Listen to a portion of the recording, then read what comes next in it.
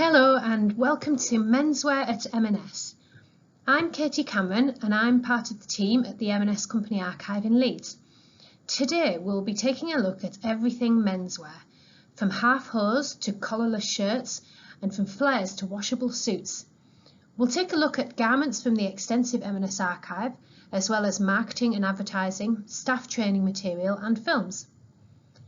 If you're watching the preview of this talk, I'm here to answer any questions in the chat on the right hand side. Otherwise, just email us at company.archive@marksandspencer.com with any queries. You can also find us on Twitter and Instagram. We'll start firstly with a quick introduction to M&S. The M&S story began in 1884 when Michael Marks, here on the left, set up his first market stall in Leeds. 10 years later, he went into partnership with Tom Spencer on the right, and M&S was born. Our first market stalls sold things like haberdashery and household essentials. Everything was priced at a penny. The business soon expanded from market stalls and onto the high street, and the range of products increased. We first began selling menswear in the 1920s as the market for ready-to-wear clothing increased. Our drapery department opened in 1926 as part of our dry goods department. A wide range of clothing was introduced. A collection of staff bulletins survive in the archive.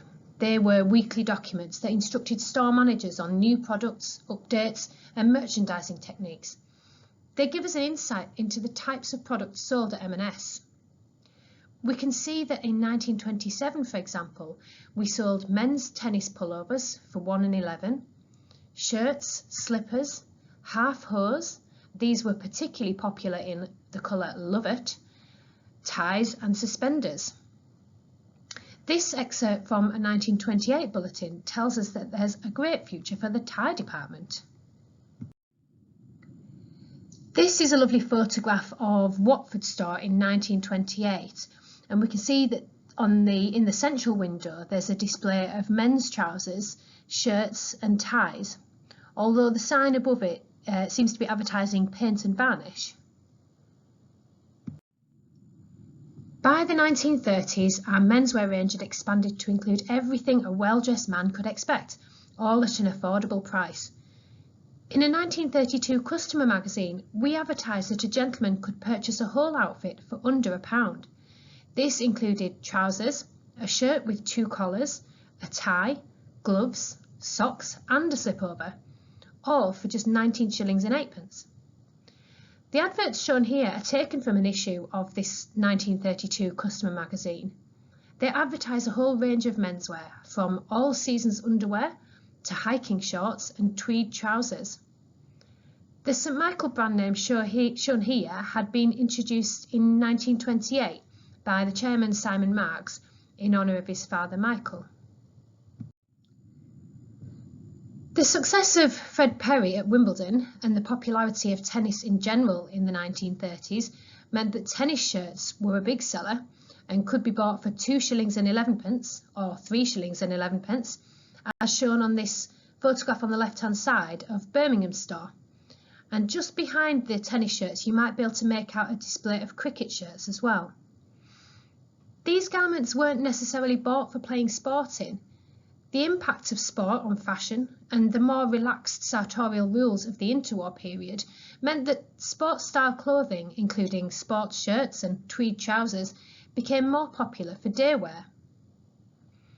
The photograph on the right is from 1937 and shows a store window display of sports shirts and other collar-attached shirts, all for 2 and 11.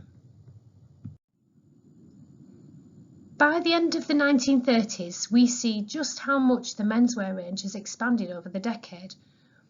This document is a checking list, a stock control document from 1939. The page shows just some of the products on sale for men, including boiler suits, cyclist jerkins, flannel trousers, winceyette pyjamas and wool beach shirts.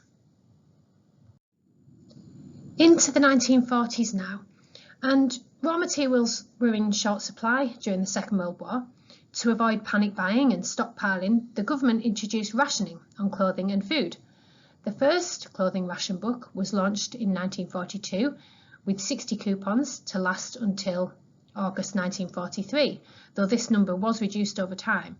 The list on the left here shows coupon values for men. So, for example, to buy a pair of wool trousers, you'd have to use money as well as 8 coupons. For socks, a pair of socks, it would be 3 coupons as well as the money. Since the 1930s, we'd been working on quality standards for garment production. And when the government decided that regulations for manufacturers were necessary to keep the quality of garments high, they drew heavily on M&S's experience. These regulations became known as the Utility Clothing Scheme and were implemented in 1942.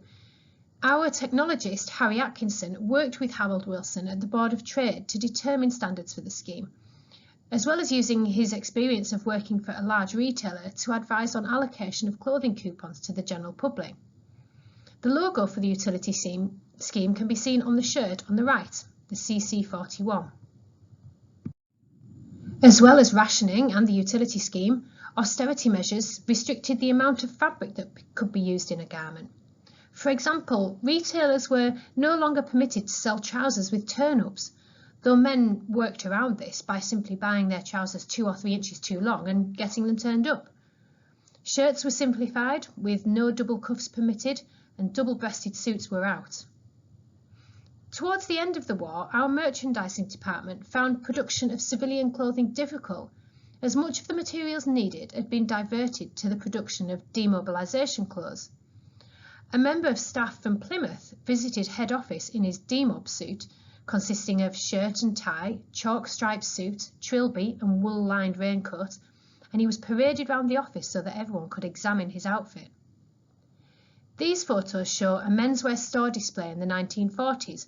The sign above the display reads "Man's Shop," and goods on sale include fancy hose, fashionable ties, overcoats and interlock underwear.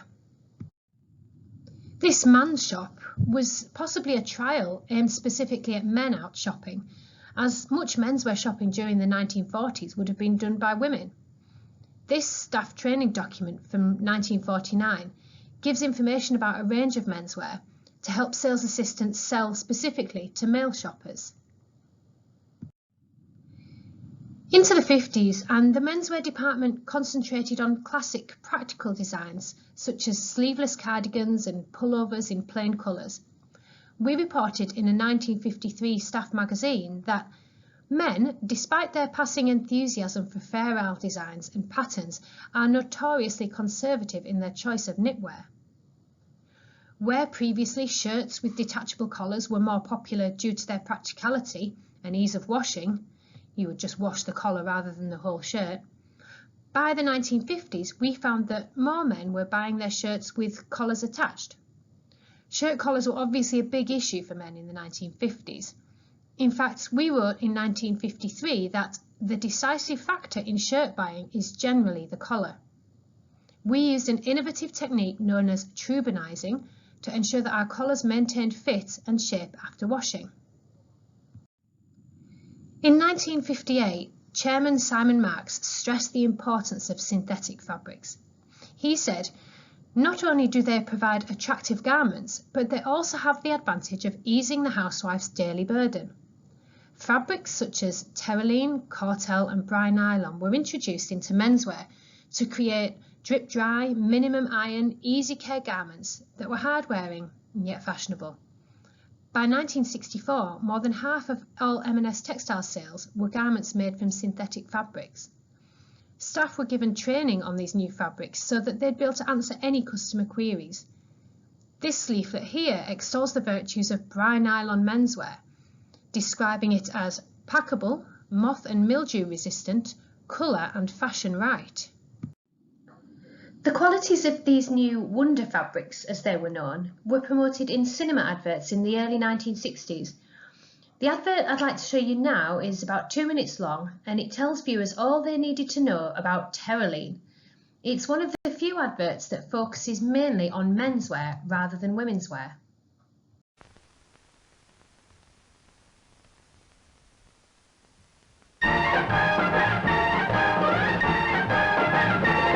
Let's go to Marks and Spencer.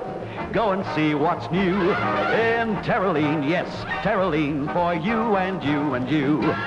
Styled for St. Michael, everything's on show. There at Marks and Spencer, so let's go. St. Michael shirts and trousers with Terraline. Perfect for playing around in. Look better, last longer, shed wrinkles faster, and no pressing. Let's go to Marks and Spencer, always on the ball. With Terraline, yes, Terraline, you've got no cares at all. St. Michael skirts and blouses, glamorize you so. Let's go to Marks and Spencer, oh, let's go.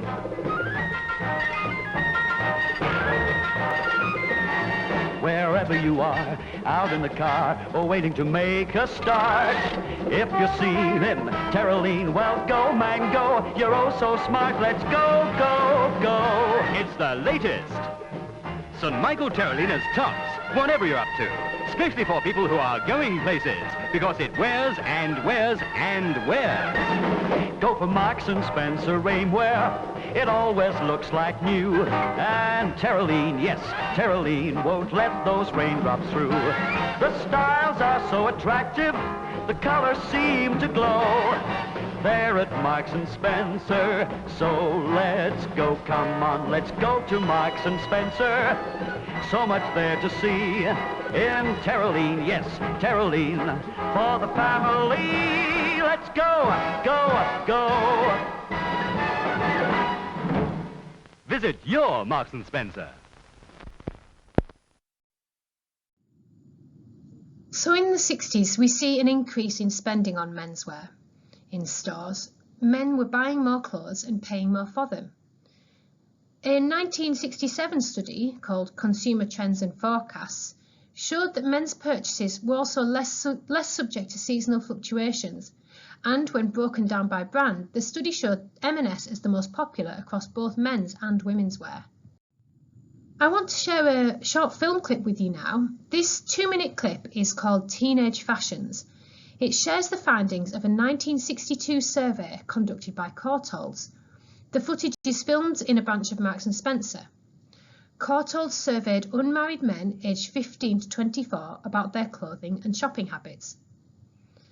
According to the survey, they found out that although men aged 15 to 24 were only 15% of men aged over 15, they were responsible for 34% of the total expenditure by men on clothes. They are prone to window shopping, but are not impressed by conventional advertising or sales talk. After this short excerpt, the rest of the film goes on to discuss suits and is filmed in a Burton's store. When people talk about teenagers, their minds often jump to teddy boys and other extremists. There has recently been an investigation into the clothing habits of young men between the ages of 15 and 24, which showed that very few indeed are extremists. Although they often dress casually in jeans and thick sweaters, they usually have a wardrobe with fashionable but not extreme clothes. Knitwear is a very important item in the young man's wardrobe. They own on average nearly 6 garments. 2/3 of all knitwear is heavy knit, of which 1/3 is hand knitted. At one time, knitwear was worn for utilitarian purposes, but now it has become a fashion item, and even the heaviest garment is no longer worn for warmth alone, but is worn all the year round, even for special occasions. As a whole, they appear to plan the purchase of a major garment, and when they are ready to purchase, embark on a shopping spree. The average young man has quite a sizable wardrobe, consisting of 63 garments, of which 45 are major garments, and 18 are collars, ties, and scarves. On average, young men own almost 11 shirts. Over 80% own between 5 and 14, and they buy 5 shirts a year. 11% of the young men do not own vests, and many who own them do not wear them. Although 2% show up as not having any underclothes at all, this may be due to the difficulty in interviewing on that particular subject, although there appear to be some who really do not have any underclothes. It is interesting to note that on average, a young man owns nearly 5 pairs of trousers. They model themselves on film personalities, television actors, or pop singers.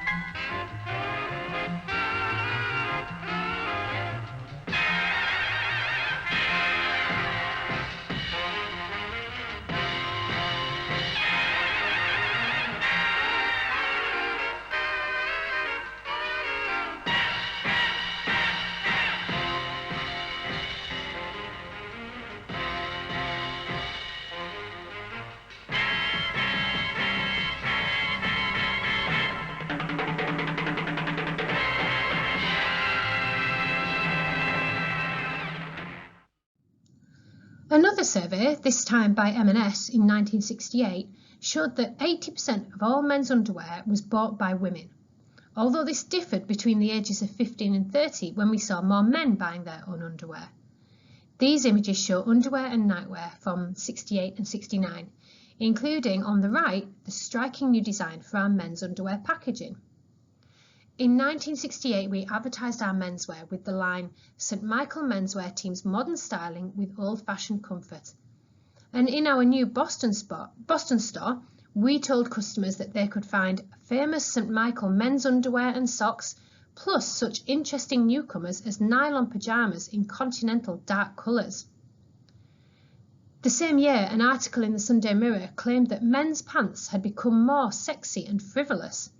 They said, Marks & Spencer, who cater for an estimated quarter of the men's underwear market, have been selling vividly coloured men's flyless briefs for well over 5 years.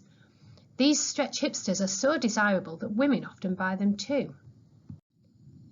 The move towards more modern design continued into the end of the 1960s, though always with an eye on mass appeal rather than extreme fashionability. Anthony King Deacon, writing in The Times in 1969, explained how difficult it was for supermarkets, as he called them, to offer menswear ranges that would be popular all over the country.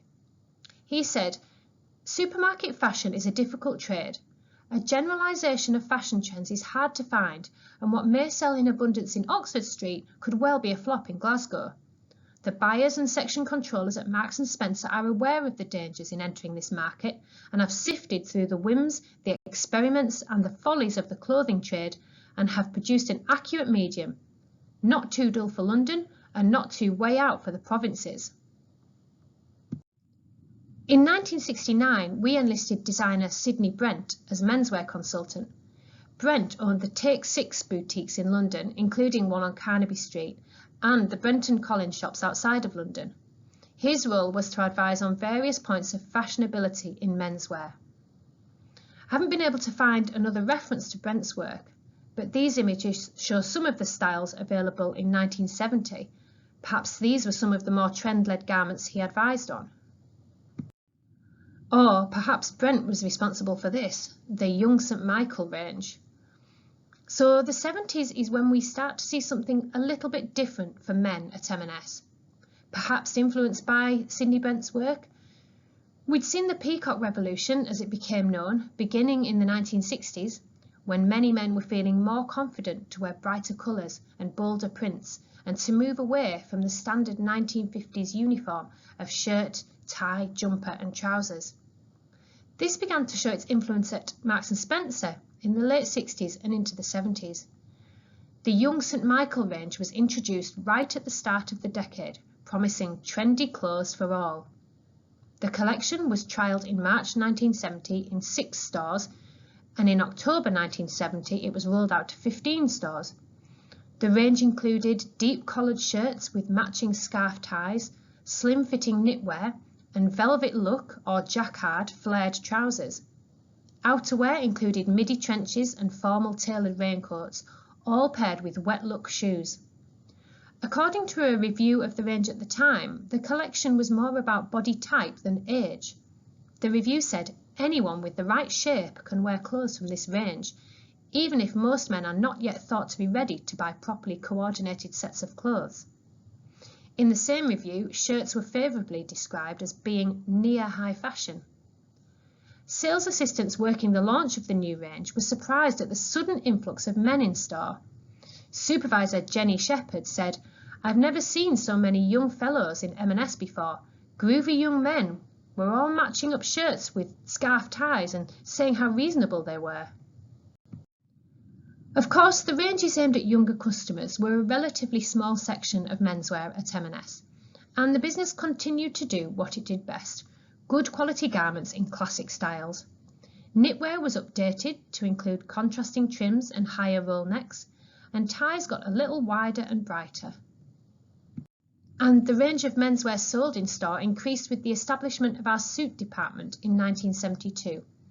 Suits were trialled in a small number of stores at first, and by 1974 over 100 stores had a dedicated suit department. Soon after launch, the suits were featured in a newspaper fashion article alongside suits by Yves Saint Laurent and Dior. In the article, the M&S suit was modelled by David Schimmeld, who was the owner of the Che Guevara boutique on Kensington High Street, giving the suit the fashion seal of approval. By 1980, the suit department had expanded. Men's matching jackets and trousers were available in a combination of 200 sizes, including 3 different jacket lengths. Our menswear range was praised by the fashion editor at The Guardian in 1982. The menswear emphasises the kind of well-groomed casual smartness which most Englishmen find an unfathomable mystery. By 1985, M&S had a 15% share of the market for menswear. The 1980s saw one of our biggest fashion innovations, colour match technology. Previously, suit jackets and trousers had to be cut from the same piece of cloth to ensure they matched, and then sold as a set, meaning the customer might have to get either garment altered to fit. Colour match technology let the customer buy his jacket and trousers separately, ensuring both fit perfectly, yet still be guaranteed a perfectly matched suit. By 1983, our Marble Arch store was selling an average of 1,500 suits a week. The department even attracted Hollywood star Dustin Hoffman. Hoffman purchased £2,500 worth of suits after visiting the store on the recommendation of Kirk Douglas, who also bought his suits at Marble Arch. In 1983, we offered Sell by Sample to customers. To help the suit range reach a wider range of customers, 125 smaller stores, who would normally carry a limited range of styles, displayed a range of suits and shirts for customers to try on and order. The suit would then be available for collection within 2 weeks. The method of selling was first trialled in 13 stores, resulting in a 100% increase in business, and so the scheme was rolled out. I want to share some more film footage with you now. This time it's a clip from an internal training film produced to share information about the trends for the upcoming Spring-Summer 1982 season. The film starts with suits and moves on to a more casual look. We commence with fresco suits. Light brown, the new spring colour.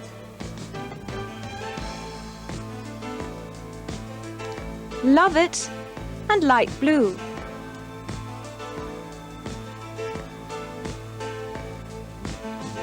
The shirts with styled collars in tailored fit. The matching wheeled luggage, a new range which will be available for nearly all stores by Easter. A fast-selling autumn trial, these suits illustrate the all-wool weekend style. Available in 2 or 3-piece versions, they can be worn in either of the ways illustrated. For selected stores, fabric coordination in pin feather. Worn with matching and contrast polyester cotton trousers, a lightweight jacket and a blouson. Following their successful introduction last autumn, we are continuing to develop suede pigskin blousons. In addition, there will be trials of an all-leather jacket. These shoes in a wide fitting with leather uppers at $17.99. Lightweight style blousons will be a major growth area this spring. From the range at $19.99, a knitted trim style with matching trousers. Ciré with a matching t-shirt and cotton trousers. And the military style, also with slim-fit cotton jeans. The coordinating t-shirts are all from the Interlock range, the fabric upper shoes at $6.99. For selected stores, this sporty look, which is worn with slim-fit lightweight trousers. I mentioned earlier that in the 1930s we sold tennis pullovers, and in the 1960s our men's jumpers and slacks were advertised as being suitable for golf. But it wasn't until the 1980s that sportswear for men became a department in its own right. There was an increase in sports participation generally in the 1980s and 1990s, and so our sportswear ranges for men and women grew to meet demand. In the mid-80s we trialled a standalone sportswear section in stores where men's and women's ranges were sold together. and ski wear was introduced in 1985, including jackets, salopettes, goggles and gloves. At the start of the 1990s, natural fabrics were in demand with our male customers. Silk and linen had been popular in Italian menswear for some time, and its influence spread across Europe. We introduced linen jackets and trousers, printed silk shirts, and blouse-on jackets in the early 90s. The Italian influence continued when we launched our Italian collection in 1998. M&S selectors worked closely with suppliers in both Britain and Italy on design and tailoring. Fabrics were sourced from Marzotto, a supplier for designers such as Giorgio Armani and Gianfranco Ferrer. In 2001, we introduced the first ever machine washable suit. Traditionally, the internal construction of a suit would be made from natural fibres such as horsehair, which couldn't be modified for machine washing. The machine washable suit was made using a new wool blend which could be washed at home rather than dry cleaned. M&S won the Queen's Award for Enterprise in Innovation for the techniques used in the suit. The washable suit was followed by machine washable cashmere jumpers and silk ties. 2007 saw our first collaboration with the Men's England football team when the FA announced M&S as the official tailor to the team. M&S has provided tailoring for the team for the European Championships and World Cup competitions since then. And during the 2018 World Cup, Gareth Southgate's M&S waistcoat became a cultural icon, according to the Telegraph. Sales across all our waistcoats doubled, and our head of menswear design, James Doidge, appeared on Sky News to discuss the waistcoat. The archive today is a valuable resource for menswear designers. 2021 saw the arrival of M&S Originals, a range of menswear inspired by the archive and designed in collaboration with our sustainability team. The result is M&S's most sustainable collection yet. The range includes garments made from recycled cotton, responsible wool standards certified wool, and fabric woven in Yorkshire woolen mills. The menswear design team looked at garments including 1960s polo shirts, 1990s chunky knits, and 1970s t-shirts before reworking and redesigning them using the most responsible methods possible. These images show garments from the Autumn-Winter 21 and the Spring-Summer 22 collections. And that brings us to the end of the talk. I hope you've enjoyed it. If you have any questions, do get in touch with us at the email below, which is company.archive@marksandspencer.com. Thank you.